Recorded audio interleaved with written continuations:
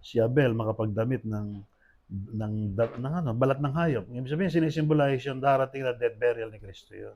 Yung kay Cain, di ba, hindi tinanggap? Kasi walang dugo. So, ever since Cain and Abel, andun na yung gospel. Kaya ngayon, may warning tayo sa mga tao kapag hindi madugo. Yung dinaanan yung salvation o kaya gospel. Tulad ng gospel natin. Wala kayo ligtas. Para lang kay Cain.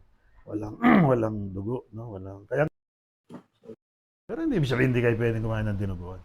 Alam na natin ang ibig sabihin ng dugo, precious yan. Yung dugo nga pala, pwedeng mabuti yan, pwedeng masama. Pwedeng the precious blood of Jesus Christ, sabi nga natin. Mas sinisimbolize yung good and evil. Kasi tandaan nyo, yung problema, good and evil. Kaya yung dugong nabuhos sa Kalbaryo, divine at saka human.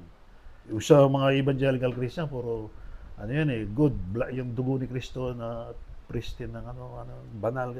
Totoo yun, kaya lang, dugo rin ng makasalanan tao yun. Natin na sinimbolize ang dugo ni Kristo.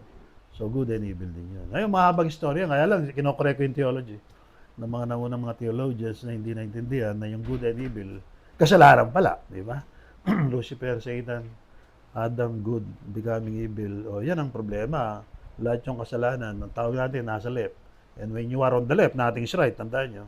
So, kailangan ng mga tao ngayon, magmula doon, 6,000 years ago, alis, papuntang kanan, yung tree of life. Ang problema itong tree of life, hindi na alam kung ano ibig sabihin.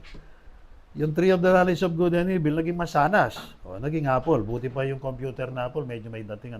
Kasi good and evil yung di ba?